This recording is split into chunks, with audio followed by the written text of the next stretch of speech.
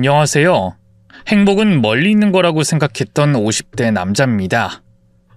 지금은 사랑하는 아내와 두 아이 덕분에 안정된 삶을 살고 있지만 결혼 전까지만 해도 행복이라는 게 저와는 거리가 먼 단어처럼 느껴졌어요. 초년 운이 참 안 좋았거든요. 사실 아내와 가정을 꾸린 후에도 한동안은 참 힘들었고요. 오늘은 그 이야기를 좀 해볼까 하는데요. 마지막에 숨막히는 반전이 숨어 있으니 꼭 끝까지 들어주세요. 그럼 시작해 보겠습니다. 저는 어린 시절 부모님의 잦은 다툼 속에서 자랐습니다. 아버지는 일에만 몰두하며 가정에 소홀하셨고요. 어머니는 외로움을 견디다 못해 밖으로 두셨죠. 처음엔 그냥 친구들과 만나 스트레스를 푸시는구나 했는데 알고 보니 다른 남자와 바람이 난 거였더군요. 영원한 비밀은 없다고 어느 날 아버지도 그 사실을 알게 되셨죠. 당신 제정신이야? 그 논팽이 같은 놈이랑 둘이 대체 뭘 한 거야? 가정이 있는 여자가 부끄러운 줄도 모르고. 내가 뭘? 이게 다 당신 때문이잖아. 언제 한 번이라도 내 얘기를 진지하게 들어준 적이 있어? 내가 평소 뭘 하는지 무슨 생각을 하는지 관심이나 있었냐고. 그래서 바람을 피웠다? 그게 말이 돼? 난 가장으로서 당신이랑 석훈이 먹여 살리느라 열심히 일했을 뿐이야. 근데 당신은 어떻게 다른 남자랑 석훈이한테 미안하지도 않아? 이제 와서 좋은 아빠인 척 하지 마. 그동안 석훈이 먹이고 입히고 키운 게 누군데? 부모님은 서로 자기가 더 저를 위한다며 싸웠지만 실상 정말로 제 생각해주는 분은 없었어요. 부모님이 다툴 때마다 저는 방에 틀어박혀 이불을 뒤집어 쓰고 오지도 않는 잠을 청했죠. 그땐 얼른 어른이 돼서 집을 나가고 싶다는 생각뿐이었어요. 가끔은 어딘가에 몸을 던지고 싶다는 극단적인 충동을 느끼기도 했죠. 지금 생각해보면 일종의 우울증이었던 것 같습니다. 어쨌든 이후 부모님의 갈등은 더욱더 심해졌고요. 결국 두 분은 제가 중학생이 될 무렵 이혼하셨어요. 저는 아버지와 함께 살게 됐는데요. 여전히 아버지는 일 때문에 바쁘셨고 저는 집에서 홀로 지내는 시간이 많았죠. 학교에서도 상황은 좋지 않았습니다.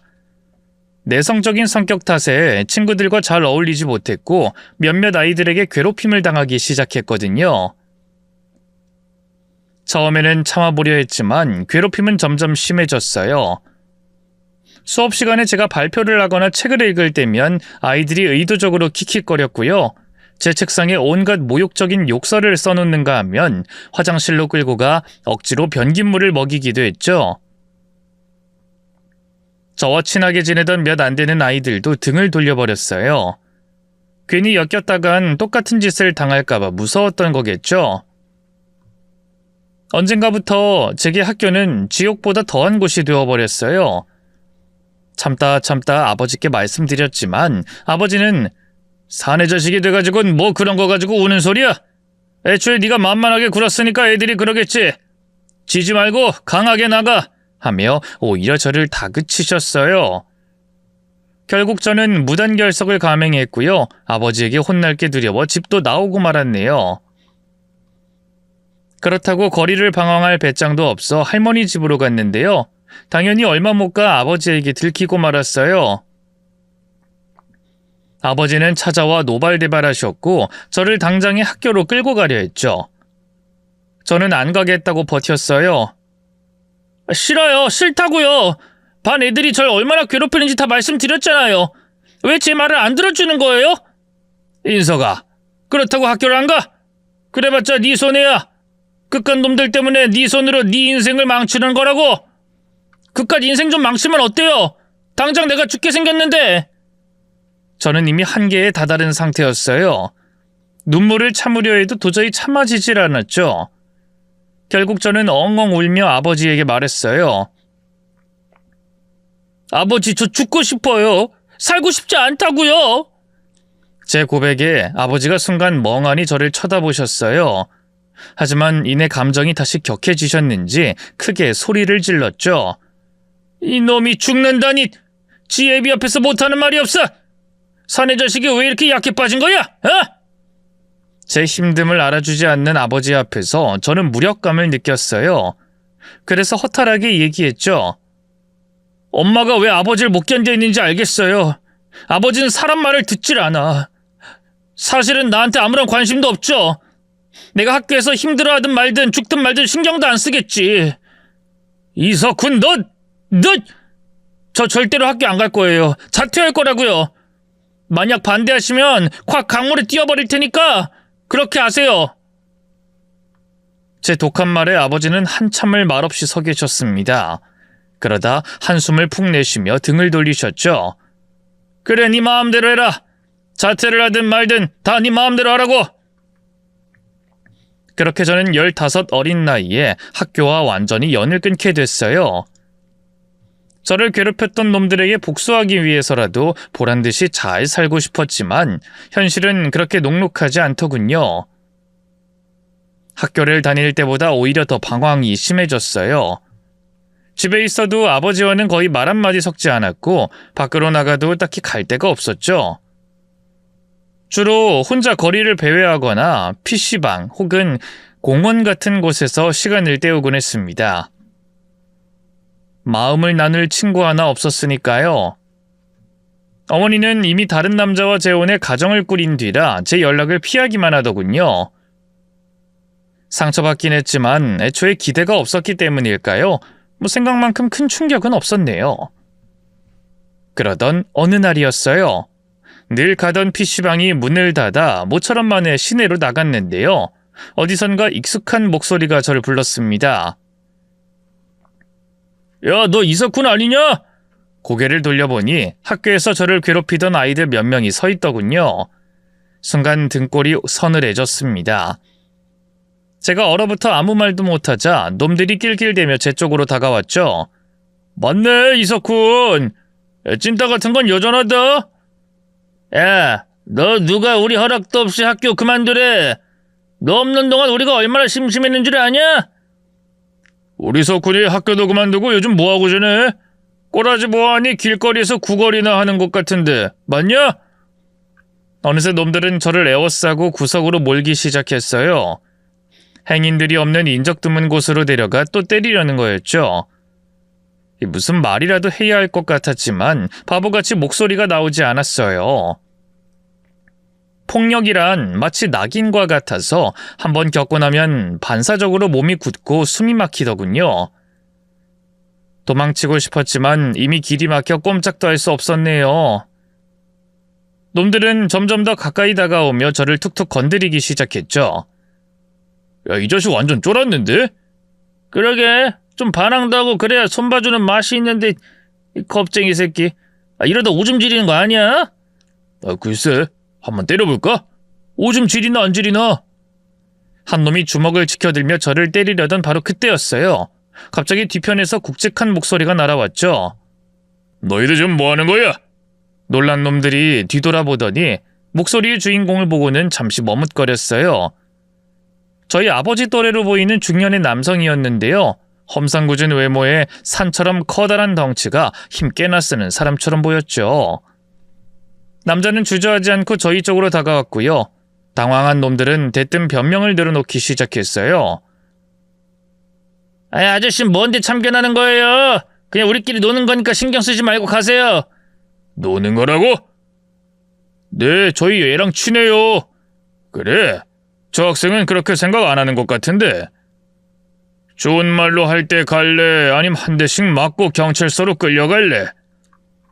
남자가 놈들을 겁박하면서 매서운 표정으로 노려봤어요. 그 위압감에 놈들은 어쩔 줄 몰라 하다 꽁지가 빠져라 도망가더군요. 남자는 떠나는 놈들을 끝까지 지켜보더니 절 돌아보며 조용히 물었어요. 괜찮아? 어디 다친 데는 없니? 네, 괜찮아요. 구해주셔서 감사합니다. 저는 얼떨떨한 기분으로 고개를 숙여 인사했어요. 가슴이 여전히 두근거렸지만 그래도 놈들이 사라졌다는 생각에 안도감이 들더군요. 남자는 그런 제 옆에 서서 한동안 아무 말 없이 저를 살피더니 갑자기 다시 입을 열었어요. 그런데 넌 이 시간에 여기서 뭐 하는 거냐? 보아하니 아직 학생 같은데 학교 안 가? 저 학교 안 다녀요. 그만뒀어요. 저놈들 때문에?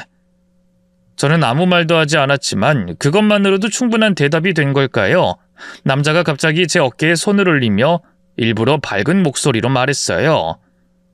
그럼 너 지금 한가하겠네. 아저씨랑 같이 맛있는 거나 먹으러 갈래? 아니, 전 너 이름이 뭐냐? 이석훈이라고 하는데요. 그래, 석훈이. 아저씨랑 같이 맛있는 거 먹으러 가자. 아저씨가 쏠게. 어른의 도움을 받아본 게 처음이기 때문일까요? 아니면 당시 제가 누군가의 온기에 너무 절박했기 때문일까요? 아무리 저를 도와줬다고 해도 낯선 사람이고 그냥 피하는 게 맞는데 그러고 싶지가 않았어요. 저는 잠자코 그 아저씨를 따라 걸음을 옮겼고요. 인근 식당에 들어가서 뜨끈뜨끈한 해장국을 한 그릇 뚝딱 했죠. 이후 아저씨는 저를 데리고 또 카페로 가서 시원한 주스 한 잔을 사줬어요. 어느새 경계가 풀린 저는 집안 상황이며 학교를 왜 자퇴하게 됐는지에 대해 구구절절 늘어놓았고요. 진지하게 그 얘기를 들어주던 아저씨는 헤어질 때쯤 뜻밖의 제안을 하더군요. 아저씨가 실은 욕 사거리 땡땡 학원에서 일하는 수학 강사거든. 앞으로는 PC방 같은 데 가지 말고 아저씨 학원에 놀러와라. 아저씨가 놀아줄 테니까. 알았지? 그날 아저씨와의 만남은 제 인생의 전환점이 되었어요. 몇 날 며칠 고민하던 저는 쭈뼛쭈뼛 학원으로 찾아갔고요. 이후 선생님의 배려로 그곳에서 종일 시간을 보낼 수 있었죠. 자습실에서 혼자 조용히 책을 읽기도 하고요. 선생님이 내주는 숙제를 하거나 다른 아이들과 섞여 수업을 듣기도 했네요. 선생님이 제게 해준 건 그뿐만이 아니었어요. 수업이 다 끝나면 선생님은 종종 저를 자기 집으로 데려갔는데요. 선생님의 아내분, 그러니까 사모님 역시 저를 따뜻하게 맞이해줬어요.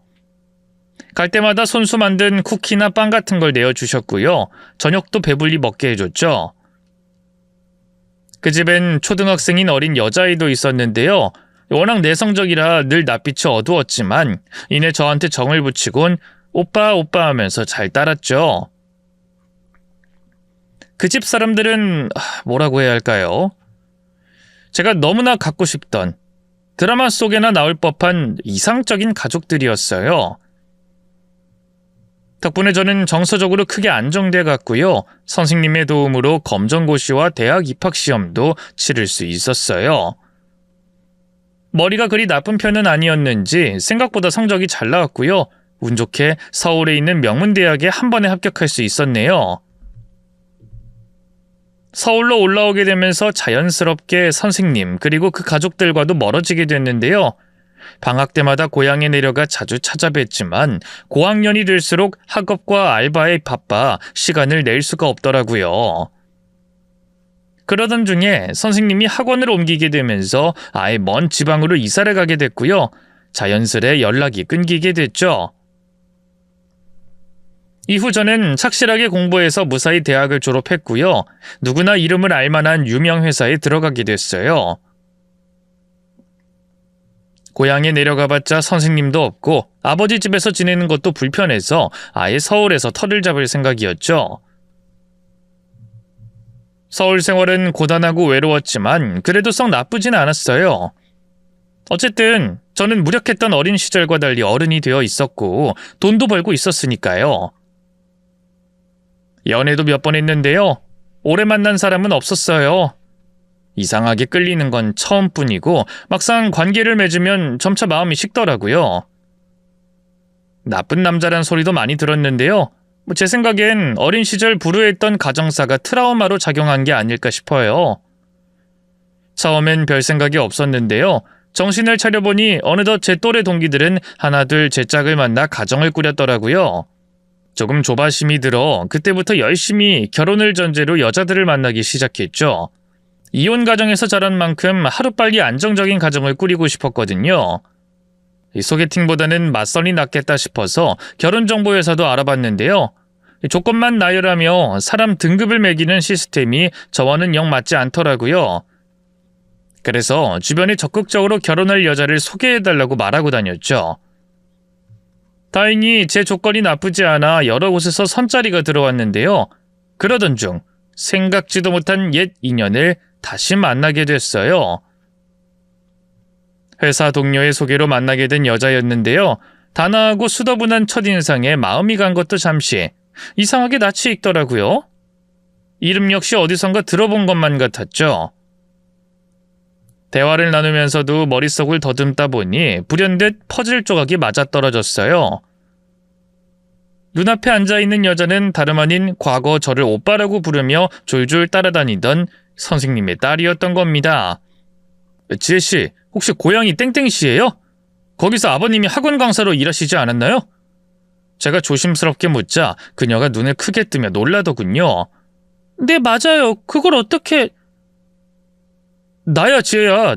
몰라보겠어? 너 어릴 때 내가 자주 놀러 갔었잖아. 왜 그 중학교 그만두고 검정고시 준비하던... 설마 석훈 오빠? 그래. 진짜 너였구나. 와, 너 그땐 삐쩍 말라가지고 쇠꼬챙이 같기만 했는데 언제 이렇게 훌쩍 컸대? 아예 못 알아봤잖아. 선생님은 잘 계시지? 제 말에 선생님 딸의 표정이 급격하게 어두워졌어요. 뭔가 예감이 좋지 않았죠. 왜 그래? 무슨 일 있어? 그게 실은 우리 아빠 몇 년 전에 돌아가셨어요. 갑작스럽게 교통사고로. 뭐? 그게 정말이야? 네. 오빠한테도 연락하고 싶었는데 아빠 핸드폰도 사고로 다 망가졌고 수첩 같은 것도 다 타버려서 엄마랑 제가 따로 연락할 방도가 없었어요. 생각지도 못한 선생님의 소식에 가슴이 무너져 내렸어요. 제 인생을 바꿔주셨던 분이었는데 살아생전 한 번도 찾아뵙지 못한 게 죄송하고 후회되더군요. 충격에 빠져 한동안 아무 말도 못하자 선생님의 딸이 슬그머니 제 손을 잡더군요. 오빠가 우리 아빠 얼마나 따랐는지 잘 알아요. 그래도 잘 보내드렸으니 너무 마음 아파하지 말았으면 좋겠어요. 저보다 한참 어린애가 그렇게 위로하는 걸 보니 세상 참 많이 컸구나 하는 생각이 들더라고요. 또 한편으로는 마음이 많이 아렸어요. 제가 아버지를 잃고 방황하던 시절 선생님이 제게 아버지처럼 의지가 되어주셨잖아요. 그런데 정작 선생님의 딸은 그런 아버지를 그렇게 갑작스럽게 잃었으니 얼마나 힘들었겠어요. 그날 저희는 옛 추억을 나누며 꽤 오랫동안 이야기를 나눴어요. 자연스럽게 서로의 근황도 알게 됐는데요. 지혜는 선생님이 돌아가신 뒤 어머니와 서울로 올라와 단둘이 살고 있다고 하더군요. 사회복지사로 일하고 있었는데 마침 복지관이 저희 회사 근처더라고요. 등잔 밑이 어둡다고 지혜 네가 이렇게 가까운 데서 일하는 줄 몰랐네. 앞으로 우리 자주 보자. 알겠지? 응, 나야 좋지. 이후 저희는 종종 만나 함께 밥을 먹었고요. 때로는 영화를 보거나 함께 쇼핑을 하기도 했어요. 처음에는 오빠와 동생처럼 편안하기만 한 사이였는데요. 이 사람 마음이 참 묘하죠? 언젠가부터 지혜가 자꾸만 여자로 느껴지더라고요. 어릴 적부터 잘 알던 사이여서 연애 감정이 생길 일은 결코 없을 줄 알았는데 말이죠. 그건 지혜 역시 마찬가지인 것 같았어요. 저를 만나러 올 때면 한껏 치장하고 오고 은근하게 여자친구는 언제 만들 거냐며 물어보는 게 분명한 호감이 있어 보였죠. 선생님의 딸과 이성적인 관계로 발전해도 되는 건지 고민이 많았는데요. 제가 돌아가신 선생님을 대신해서 더 사랑해주고 더 챙겨주면 되는 거 아닐까 싶더라고요. 그래서 지혜의 생일날 용기를 내서 고백했죠. 지혜야, 내가 이런 말하는 걸 네가 어떻게 생각할지 모르겠는데 나 네가 자꾸만 여자로 느껴진다. 우리 오빠 동생 사이 말고 그냥 남자 대 여자로서 한번 만나볼래? 지혜는 놀란 것도 잠시 이내 두 눈에 눈물을 글썽이며 제 어깨를 아프지 않게 때렸어요. 바보, 내가 얼마나 그 말을 기다렸는데. 내 마음 뻔히 알면서 그동안 모른 척한 거지. 아니야, 난 그냥 그 돌아가신 선생님이 마음에 걸려서. 그럴 게 뭐가 있어. 오빠가 아빠 대신 나한테 더 잘해주면 되지. 응, 이제 그러려고. 그럼 내 고백 받아준 거다 너? 그렇게 지혜와 저는 연인 사이로 발전하게 됐어요. 자연스럽게 사모님과도 자주 얼굴을 보게 됐는데요. 사모님은 누구보다 저희 관계를 적극적으로 응원해 주셨죠. 그 양반이 아직 살아있었으면 너희들이 잘 된 거 보면서 얼마나 기뻐하셨을까 싶다. 그러실까요? 불쌍한 놈 걷어놨더니 자기 딸 홀랑 데려갔다고 화내시는 건 아닐지 모르겠어요. 아유, 그럴 리가 있어? 그 양반이 석훈이 너를 얼마나 예뻐했는데. 나도 석훈이 네가 참 마음에 든다. 어릴 때부터 성실하고 예의 발랐지. 열심히 공부해서 이렇게 떡하니 좋은 회사도 들어갔지. 1등 신랑감 아니겠어? 앞으로 우리 지혜 잘 부탁한다. 알겠지? 처음엔 그런 사모님의 응원이 참 감사했는데요. 시간이 지날수록 조금씩 부담스러워지더라고요. 언젠가부터 사모님은 저를 대할 때면 은근슬쩍 결혼 이야기를 꺼내셨어요. 석훈아, 네 친구들은 다 장가 갔을 것 같은데 아직 너만 총각인 거 아니야? 네, 그렇죠. 저도 이제 나이가 있으니까요. 그럼 슬슬 결혼 생각도 해야겠네. 우리 지혜도 여기서 더 나이 먹으면 이제 노처녀 소리 들어. 얼른 데려가.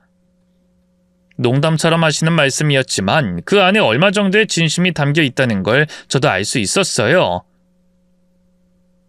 여자친구는 그럴 때마다 난감해서 어쩔 줄 몰라 했죠. 사모님 모르게 제게 사과하기도 했네요. 미안해 오빠. 우리 엄마 때문에 너무 난감하지. 왜 그러시나 몰라. 뭘, 사모님도 딸 가진 부모니까 불안해서 그러시겠지. 그만큼 날 예뻐해 주신다는 뜻이기도 하고. 맘 같아선 저도 얼른 여자친구와 결혼하고 싶었는데요. 그쯤 친어머니가 지병으로 돌아가시면서 이래저래 마음이 복잡했어요. 절 끝까지 책임지지 못하고 떠나신 분이었지만 그래도 제 하나뿐인 어머니였으니까요. 사모님은 그런 저를 위로하면서도 여전히 결혼에 대한 압박을 주시더군요. 석훈아, 어머니 일은 정말 안 됐다. 그래도 너무 마음 쓰지 말고, 알았지? 네, 걱정해 주셔서 감사합니다. 그래, 이런 때일수록 빨리 가정을 꾸려야 하는 거야. 사내는 처자식이 생겨야 진정한 가족이 생기는 거거든. 부모야 뭐 다 크고 나면 거진 안 보고 사는데 뭐. 그렇죠 뭐. 이참에 아예 나를 잡는 게 어때? 응? 글쎄요, 어머니 돌아가신 지도 아직 얼마 안 됐고 저도 준비가... 아유, 장례 치렀으면 됐지 뭘 더 끌어.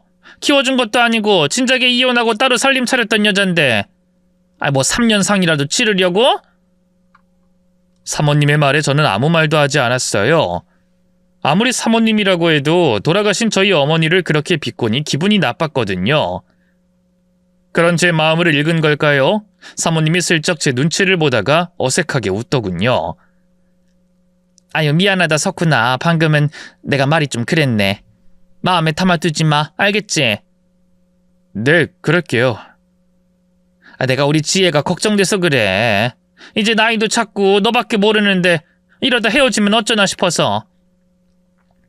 근데 그럴 일은 없을 거야. 그치? 돌아가신 그 양반이 너한테 어떻게 했는데 그 은혜를 생각하면 네가 그럴 수가 없지.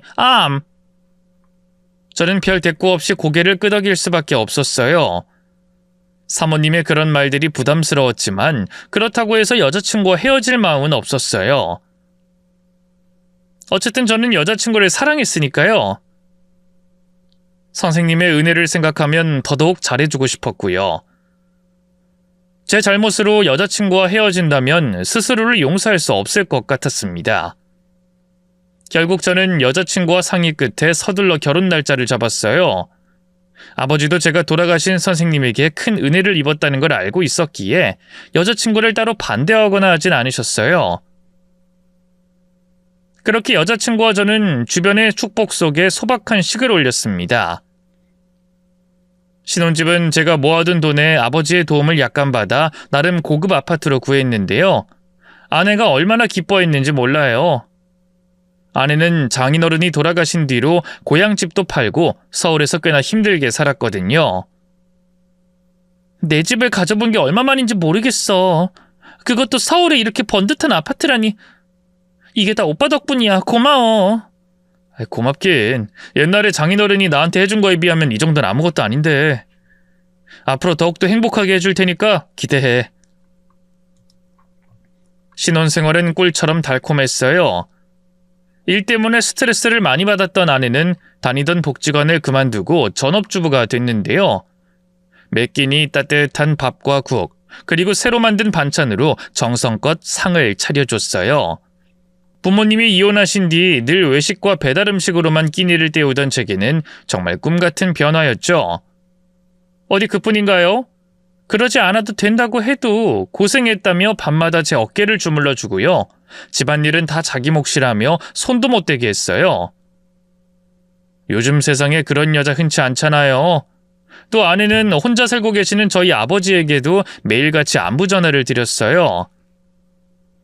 아버지 생신이나 어버이날엔 늘 돈을 보내드리는 걸로 때웠는데 아내의 고집으로 직접 찾아뵙고 함께 밥을 먹게 됐죠. 덕분에 서먹했던 아버지와의 사이도 차츰 나아졌네요. 퇴근 후 집에 오면 환하게 불이 켜진 집안에서 웃으며 저를 맞이해주는 아내를 볼 때마다 절로 미소가 지어졌어요. 내가 결혼 하나는 참 잘했구나 싶은 생각이 들곤 했죠. 아내는 장모님에 대한 효심도 대단했어요. 홀로 계신 장모님을 위해 거의 매주 친정에 들르곤 했죠. 아버님도 그렇지만 우리 엄마도 혼자 얼마나 외로우시겠어. 체력도 약하셔서 어디 나가지도 않고 늘 집에만 있는데. 여보가 좀 이해해줘. 이해하고 말고. 나한테 같이 가자고 강요하는 것도 아니고 평일에 당신 혼자 짬내서 다녀오는 건데 뭐. 괜히 아낀다고 버스 타고 가지 말고 택시 타고 가.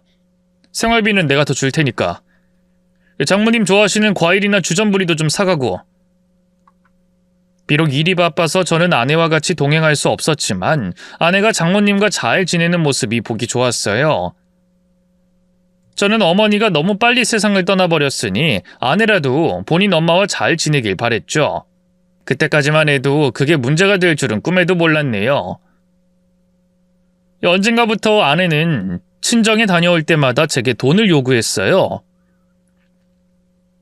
여보, 이번에 엄마가 갑자기 보일러가 고장났대. 수리비가 꽤 나올 것 같은데 도와드리면 안 될까? 얼마나 나오는데? 한 70만 원쯤 될 것 같아. 그리고 다음 달에 병원 가서 건강검진 받으신다는데 다달이 드리는 용돈 말고 좀 더 챙겨드려야 하지 않을까? 한 번, 두 번은 당연히 들어줬죠. 혼자 계시는 장모님을 챙기는 건 사위인 제 도리라 생각했으니까요. 하지만 그런 부탁이 한 달에 몇 번씩 반복되니 부담이 되기 시작했어요. 가끔은 한 번에 몇백만 원을 요구하기도 했죠. 이유도 점점 어처구니가 없어졌습니다. 친구들하고 여행을 가신다거나 친척 누가 결혼해서 축의금을 줘야 한다는 이유 같은 거였죠. 결국 참다 아내에게 얘기를 꺼냈어요. 여보, 우리 이러다 정말 큰일 나겠다. 이번 달만 해도 장모님께 드린 돈이 150만 원이 넘어. 나중에 아이 태어날 거 대비해서 돈도 좀 모으고 해야 되는데 매달 마이너스나 안 나면 다행이라고. 그러자 아내의 얼굴이 대번에 어두워졌어요. 그건 나도 아는데 그렇다고 엄마 혼자 힘들게 사시는 걸 내버려둘 수도 없잖아. 누가 내버려두지? 장모님한테 들어가는 돈이 너무 과하니까 꼭 필요한 게 아니면 좀 줄이자는 거지. 다달이 생활비 겸 용돈도 드리고 있잖아. 알겠어. 근데 엄마가 알면 많이 서운해하실 텐데. 당신이 중간에서 얘기 좀 잘 해줘. 그래도 사위인 나보단 당신이 나을 거 아니야. 아내는 제 말에 씁쓸한 표정을 지으며 고개를 끄덕였지만 얼마 지나지 않아 다시 같은 요구를 반복했어요. 그때마다 저도 점점 지쳐갔죠. 급기야 저는 직접 장모님을 만나 돈 얘기를 꺼냈습니다. 그러자 장모님은 소스라치게 놀라더군요. 아니 그럼 지금까지 무리해서 돈을 주고 있었던 거야? 아이고 안 그래도 되는데. 난 지혜가 뭐만 하면 자기가 다 낸다고 하기에 이서방 자네가 용돈을 넉넉히 챙겨주나 했지. 미안하네. 알았으면 절대 안 받았을 거야. 아닙니다 장모님. 괜히 이런 얘기 꺼내서 저도 죄송한데 외벌이라 부담이 좀 많이 돼서요. 알지 알아. 지혜도 나쁜 마음으로 그런 건 아닐 걸세. 알지? 그냥 자기 시집가고 나 혼자 궁색하게 사니까 괜히 마음이 쓰여 그랬나봐. 외동딸이잖아. 그럼요. 그 사람 마음도 이해합니다. 앞으로는 용돈도 안 챙겨줘도 되네.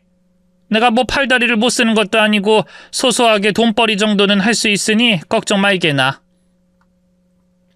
그렇다고 해서 장모님에게 다달이 드리던 돈을 전부 끊진 않았어요.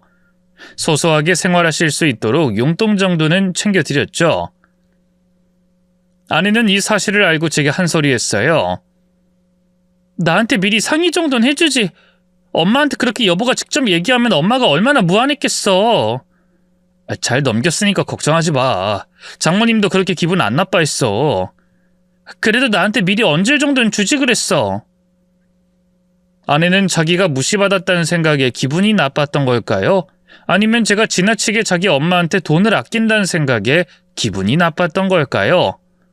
언젠가부터 아내의 돈 씀씀이가 조금씩 헤퍼지기 시작했어요. 처음엔 그다지 신경 쓰지 않았습니다. 아직 신혼이고 처음으로 저희 둘만의 보금자리를 만들어 나가는 거니 이것저것 필요한 게 많겠지 했죠. 그렇게 식기세척기며 가죽 소파, 물걸레 청소기 같은 값비싼 가구며 가전제품이 하나둘 집안을 채워나갔습니다. 그런데 필요한 살림살이를 다 채운 뒤에도 아내의 쇼핑은 끝날 기미가 없었어요. 하루가 멀다 하고 집에 택배가 도착했고요. 집안 구석구석에 옷이며 신발, 가방 같은 사치품이 쌓여갔죠. 그날도 그랬어요. 평소처럼 퇴근하고 집에 돌아와 보니 택배 상자가 2개나 문 앞에 놓여 있더군요. 무슨 물건인지 궁금해 열어보니 명품 가방과 구두였습니다. 영수증을 확인해 보니 합쳐서 100만 원이 훌쩍 넘는 가격이었어요. 저한테 말도 없이 제 카드로 할부를 해서 긁었더군요. 순간 가슴이 답답해졌습니다. 그래서 집에 들어가자마자 아내에게 말했죠. 여보, 잠깐 얘기 좀 하자. 무슨 일이야?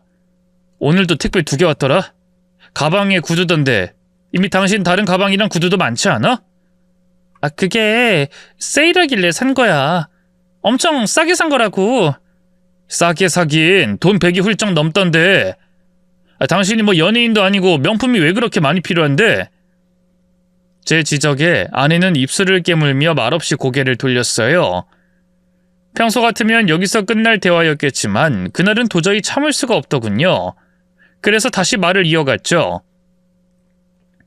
솔직히 말해봐. 왜 갑자기 이렇게 사치를 부리는데? 혹시 무슨 이유가 있는 거야? 이유라니. 그냥 그동안 힘들게 살았으니까 날 위해서 뭔가 보상을 해주고 싶어서 그러지. 애 태어나면 이런 것도 힘들 거 아니야. 정말 그게 다야? 내가 장모님한테 쓰는 돈 줄였다고 항의하는 거 아니고? 엄마 얘기가 여기서 왜 나오는데? 갑자기 아내가 버럭 소리를 질렀어요. 늘 온화하던 아내가 그런 식으로 화를 내는 건 처음이었죠. 제가 놀라서 멍하니 쳐다보기만 하자 아내가 다급하게 상황을 수습했어요. 미안해. 갑자기 여보가 말도 안 되는 소리 하니까 화가 나서. 어쨌든 엄마 때문에 그런 거 아니야. 내가 애도 아니고 그런 걸로 화풀이를 하겠어? 그냥 요즘 무력이 좀 많이 생겨서 그랬어. 앞으로는 안 그럴게. 아님 나도 다시 일을 알아보든가. 내 돈으로 벌어서 쓰는 거면 당신도 뭐라고 못할 거 아니야. 그런 문제가 아니라. 이 얘긴 그만했으면 좋겠어. 나 먼저 씻을게. 아내는 그렇게 도망치듯 자리를 피해버렸어요. 이후 저희 부부관계는 더욱더 서먹하고 어색해지기만 했죠. 그러던 어느 날이었어요. 평소처럼 집에 돌아와 씻고 나왔는데 아내가 갑자기 할 말이 있다고 하더군요. 그런데 그 내용이 너무나 충격적이었어요. 여보, 우리 엄마 있잖아. 얼마 전부터 자꾸 속이 쓰리다고 해서 병원 다녀왔는데 위암이래. 뭐? 장모님이 위암이라니 확실한 거야? 응, 병원에서 몇 번이나 확인했어. 이미 말기라서 항암 치료도 쉽지 않을 거라고. 마음의 준비를 하고 있으라네. 아내의 말에 머리가 하얗게 비워지는 것 같은 기분이었어요. 멍청하게 서 있다가 뒤늦게 정신을 차리고 아내에게 말했죠. 이럴 때가 아니라 일단 바로 처갓집부터 가보자. 장모님 모시고 병원 다시 가자고. 뭐라도 해봐야지. 이렇게 손 놓고 있을 순 없잖아. 하지만 아내가 그런 저를 말렸어요. 엄마가 당분간 나 말고 다른 사람을 만나고 싶지 않대. 아무래도 충격이 큰가 봐. 아니 그래도 병원은 모시고 다시 가봐야지. 엄마가 치료를 거부하고 있어. 어차피 얼마 못 사는데 마지막까지 병원에서 있다 가고 싶지 않다면서. 할머니 있는 고향집 내려가서 요양하고 싶으시대. 그래서 말인데 여보, 나도 한 달 정도만 엄마랑 같이 살다 와도 될까? 엄마 혼자 내려보내는 게 아무래도 마음에 걸려서 말이야. 어떻게든 아내와 장모님을 설득해 병원에 데려가고 싶었는데요. 아내 말로는 장모님의 뜻이 너무 완강하다고 하더군요. 또 아내 외엔 누구도 만나고 싶지 않다는 말이 사실인 듯 제 전화도 받지 않으셨어요. 한 번도 이런 일이 없었는데 말이죠. 결국 저는 긴 한숨과 함께 고개를 끄덕일 수밖에 없었습니다. 일단 알겠어. 나도 주말에 바로 내려갈 테니까 장모님한테 얘기 좀 잘 해줘. 알겠지? 나도 장모님 얼굴을 봐야지 안심이 될 것 같아. 그리고 만났을 때 내가 장모님 한 번 더 설득해 볼게. 응, 알겠어. 고마워, 여보. 그렇게 아내는 장모님과 함께 고향 시골집으로 내려갔어요. 유독 어두운 아내의 얼굴이 마음에 걸렸지만 장모님의 상황이 상황인 만큼 어쩔 수 없는 일이라고 생각했죠. 주말에는 저도 내려가 장모님을 설득할 생각이었어요. 그런데 아내가 떠나고 이틀쯤 됐을까요? 퇴근길. 갑자기 장모님에게서 전화가 왔어요. 장모님? 그동안 왜 제 전화 안 받으신 거예요? 몸은 좀 어떠세요? 괜찮으세요? 하지만 제 걱정 어린 질문에 대한 답은 돌아오지 않았어요.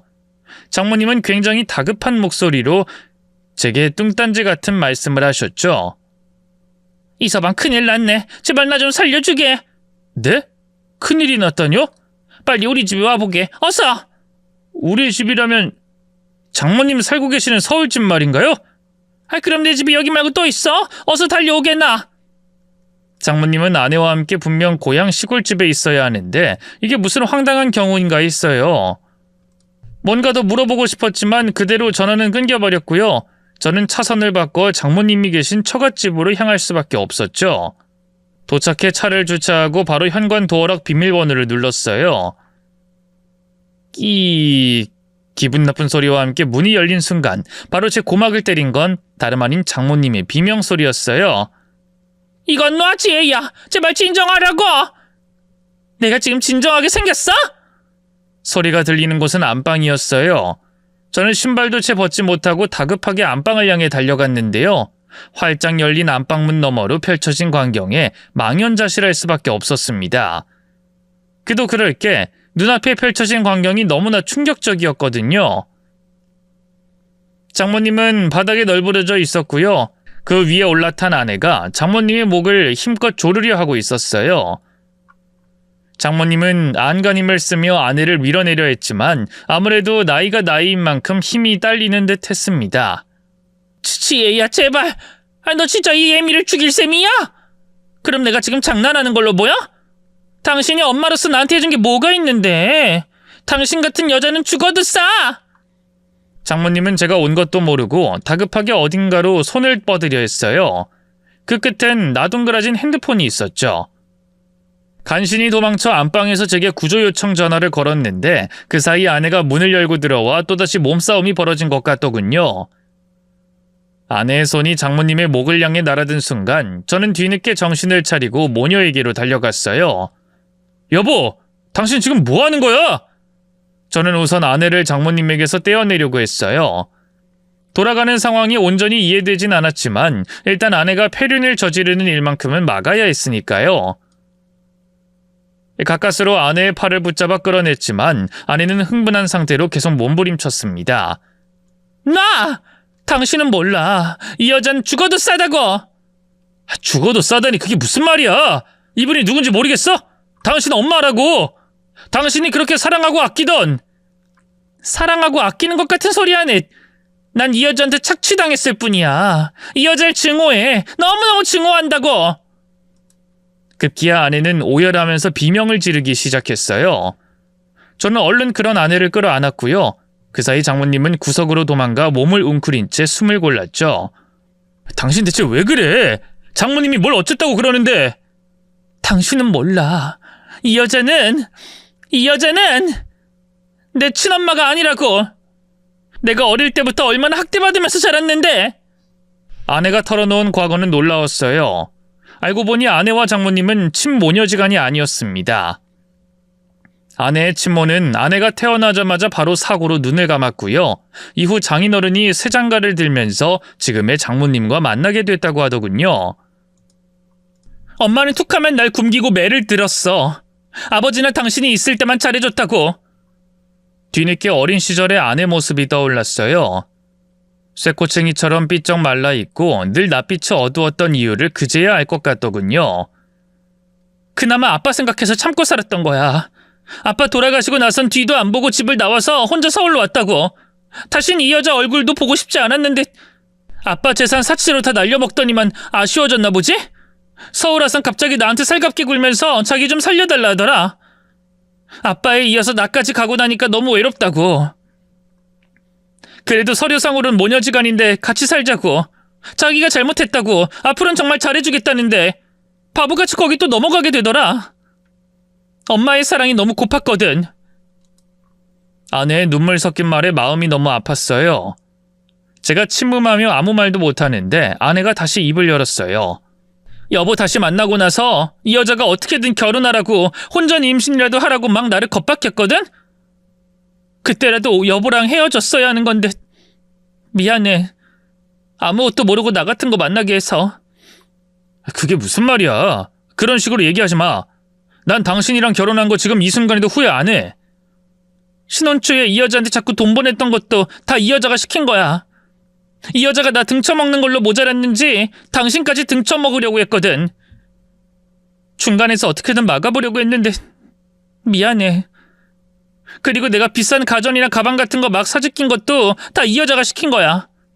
당신이 돈 더는 못 주겠다고 하니까 그 여자가 열받아선 복수하겠다고. 그리고 되팔 수 있는 명품 가방이나 옷 같은 건 자기가 다 가져갔어.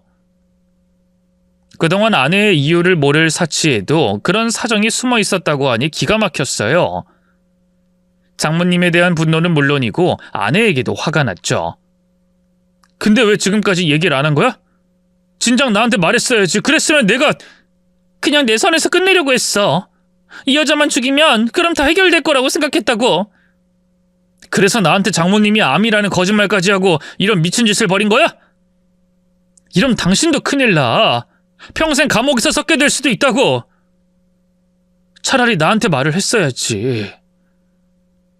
말해봐. 왜 나한텐 얘기 안 했어? 어? 제 다그침에 지금껏 자초지종을 잘만 설명하던 아내가 조개처럼 입을 꾹 다물었어요. 그리고는 파리하게 질린 얼굴로 제 시선을 피하더군요. 직감적으로 아내가 뭔가 더욱 감추고 있다는 걸 눈치챘죠. 뭐야? 당신 아직 나한테 말 다 못한 게 있는 거지? 그치? 바로 그때였어요. 지금까지 눈치만 보면서 덜덜 떨고 있던 장모님이 벌떡 일어나 소리치더군요. 이보게, 이서방. 인연이 하는 말 다 새빨간 거짓말이니까 믿지 말게. 애초에 인연은 자네를 속여서 결혼했어. 애까지 지은 적 있는 더러운 여자면서 그걸 감췄다고. 장모님의 갑작스러운 폭로에 머릿속이 새하얘졌어요. 저는 황망한 눈으로 아내를 바라봤죠. 지금 장모님이 한 말이 사실이야? 당신 애를 지은 적 있어? 미안해. 전에 만나던 남자친구랑 그만. 당신한테 말하려고 했는데 용기가 안 났어. 당신을 잃을까봐 너무 겁이 났어. 미안해. 어느새 아내의 두 눈에선 폭포처럼 눈물이 쏟아졌어요. 그 모습을 본 장모님이 득이양양한 표정으로 계속 말을 잇더군요. 꼴 좋다 이년아. 내가 혼자 죽을 것 같아? 너같이 더러운 년을 어느 남자가 끝까지 책임져 주겠냐 이 말이야. 이서방도 이제 널 버릴 거야. 꼴 좋다 이년아. 내가 네 년이 내 배 아파 낳은 자식은 아니라고 해도 어쨌든 그간 키운 정이 있어서 비밀 지켜줬던 건데 다 자업자득이야. 알아? 아내는 파리하게 질린 얼굴로 장모님을 노려보기만 했어요. 그 순간 아내가 왜 지금까지 장모님의 만행을 제게 알리지 못했는지 깨달았죠. 장모님이 제게 자신의 과거를 폭로할까봐 겁이 나서 그랬던 거예요. 저를 잃고 싶지 않아서 말이죠. 그 순간 속에서 뜨거운 분노가 끓어올랐어요. 물론 장모님에 대한 분노였죠. 저는 그 길로 장모님에게 달려가 따귀를 올려붙였어요. 갑작스러운 상황에 당황한 장모님은 별다른 방어도 하지 못한 채 그대로 다시 바닥으로 넘어졌죠. 아니, 이서방, 이게 대체 무슨... 그럼 제가 장모님, 아니 당신 같은 못돼 처먹은 여자 편을 들 줄 알았어? 그동안 이 사람 과거를 빌미로 얼마나 흉측한 짓을 저질러왔던 거야? 이 쓰레기 같은 인간, 하늘에 있는 선생님 보는 게 무섭지도 않아? 선생님이 이걸 알았으면 당신 가만두지 않았을 거야, 알아? 아니, 이년 말은 다 거짓말이라니까? 내가 얼마나 올바르게 살아온 사람인데. 글쎄, 그건 경찰에 확인해보면 알 일이지. 두고 봐. 이대로 가만히 있진 않을 테니까. 여보, 가자. 저는 흐느끼는 아내를 일으켜 세웠어요. 아내는 눈물을 펑펑 흘리며 제게 안기더군요. 여보, 미안해. 정말 미안해. 당신이 미안할 게 뭐가 있어. 이 바보 같은 여자야. 당신은 날 그렇게 몰라? 난 당신이 어떤 사람이든 당신을 사랑해. 절대 먼저 못 떠난다고. 어느새 제 눈에서도 뜨거운 눈물이 흘렀어요. 저는 그렇게 아내를 데리고 그 지옥 같은 곳을 빠져나왔습니다. 집으로 돌아가는 길, 아내는 오랜 시간 쌓인 고통을 털어놓으며 울고 또 울었어요. 저는 그런 아내를 다독이며 앞으로는 장모님과 연을 끊고 우리 둘만의 삶을 꾸려가자고 했죠. 하지만 장모님도, 아니 그 여자도 보통 여자가 아니었어요. 몸을 사리고 있어도 모자랄 판에 오히려 아내를 살인미수죄로 고소했더군요. 자기를 목졸라 죽이려고 했다면서 말이죠. 그대로 가만히 있을 순 없었어요. 저는 서울에서도 제일 비싼 로펌에 소속된 변호사를 선임했고요. 아내가 그 여자로부터 당한 학대와 여러 협박 증거를 모아 법적 싸움에 들어갔죠. 실력 좋은 변호사를 쓴 덕분일까요? 다행히 아내는 살인미수죄 혐의를 벗었고요. 그 여자는 오히려 과거 저지른 학대와 아내를 착취 및 협박한 죄가 인정돼 실형을 선고받았네요. 그러자 그 여자는 뒤늦게 잘못을 뉘우치는 척 저와 아내를 찾아와 빌고 또 빌더군요. 미안하네 이서방, 내가 잘못했어. 나쁜 마음으로 그런 게 아니라 그냥 사는 게 고단해서 그래서 그랬네. 한 번만 용서해주게, 어? 먼저 간 그 양반 생각해서라도 자네가 나한테 이러면 안 되지. 글쎄요, 돌아가신 장인어른은 오히려 저를 응원하실 것 같은데요. 이 사람이 그동안 흘린 눈물을 생각하면 말이에요. 그리고 뭔가 착각하시는 것 같은데요. 그쪽이 용서를 빌어야 하는 사람은 제가 아니지 않나요? 그러자 그 여자가 이번엔 아내를 향해 무릎을 꿇었어요. 지혜야, 이 애미가 잘못했다. 제발 한 번만 받아오. 어? 이 나이에 감옥 들어가면 내가 뼈마디가 쑤셔 견딜 수가 있겠니? 한 번만 봐주면 그럼 네 앞에 다시는 안 나타나마. 평생 연락도 안 하마. 어? 더는 구차하게 굴지 말고 그냥 당신이 저지른 죄값 달게 받아요. 그동안 당신이 나한테 한 짓 생각하면 너무 가벼운 형벌 아닌가? 지혜야, 그렇게 말하지 말고 제발. 내 이름 그만 부르고 꺼져. 다신 당신 얼굴 보고 싶지 않으니까. 아내는 당연히 그 여자를 용서하지 않았어요. 결국 그 여자는 교도소에 들어갔고요. 한동안 나오지 못했죠. 그 출소한 뒤에도 밑바닥 인생을 산 건 마찬가지였네요. 저희 아내가 그 여자에 대한 모든 지원을 싹 끊어버렸거든요. 호적도 깨끗하게 정리했고요. 그 여자는 지금 허름한 판자촌에서 폐지를 주우며 산다 하더군요. 안타까운 마음은 들지 않습니다. 다 자업자득이니까요. 현재 저는 아내와 행복하게 잘 살고 있습니다. 아내와 저를 반씩 닮은 예쁜 아이들도 둘이나 키우고 있네요. 아내도 그렇고 저도 그렇고 꽤나 초년이 파란만장했기에 지금의 행복이 얼마나 소중한지 잘 알고 있습니다. 둘이서 그 사실을 절대 잊지 않고 앞으로도 잘 살아보려고요. 긴 얘기 들어주셔서 고맙습니다. 모두 건강하시고 새해 복 많이 받으세요.